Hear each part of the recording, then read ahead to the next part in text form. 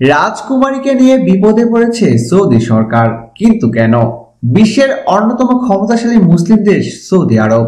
এদেশের সবকিছুতেই রয়েছে কড়াকড়ি আইন। যদি কোনো বিষয় হয় নারী সংশ্লিষ্ট, তাহলে তো তার জন্য নিয়মকানুন আরো বেশি কঠিন। বিশেষ করে নারীদের চালচলন ও পোশাকের ব্যাপারে কঠিন নিয়ম পালন করা হয় সৌদি আরবে। কিন্তু এবার সেই নিয়মকে বুড়ো আঙুল দেখিয়ে সৌদি শাসকদের বেকায়দায় ফেলে দিয়েছেন সে দেশেরই এক রাজকুমারী। বলা যায় রাজকুমারী বর্তমানে সৌদি শাসকদের জন্য আতঙ্কের কারণ হয়ে উঠেছেন। এই রাজকুমারীর নাম আমিরা আল তাবিল। সচেতন এবং রক্ষণশীল সৌদি আরবের মেয়েদের কাছে হঠাৎ করে আদর্শ হয়ে উঠেছেন এই রাজকুমারী। সৌদি নারীদের প্রচলিত অ্যাবাশ পোশাকে তিনি আবদ্ধ থাকতে পছন্দ করেন না। যথেষ্ট স্টাইলিশ পোশাকে দেখা যায় তাকে।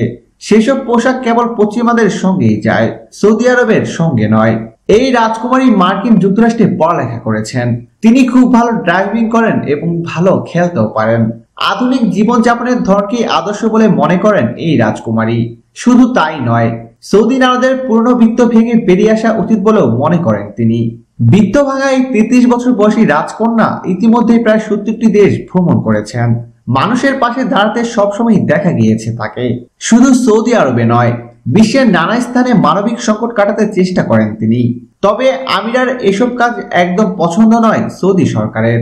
তাদের আশঙ্কা আমিরার এমন চালচলন সৌদি নারীদের শরিয়া আইন ভাঙতে উৎসাহিত করবে, যা ভবিষ্যতে সৌদির জন্য হুমকিস্বরূপ হয়ে দাঁড়াবে। প্রিয় দর্শক, ধন্যবাদ ভিডিওটি দেখার জন্য। নিত্য নতুন এক্সক্লুসিভ সব খবর পেতে এখনই সাবস্ক্রাইব করুন ASD ওয়েবসে।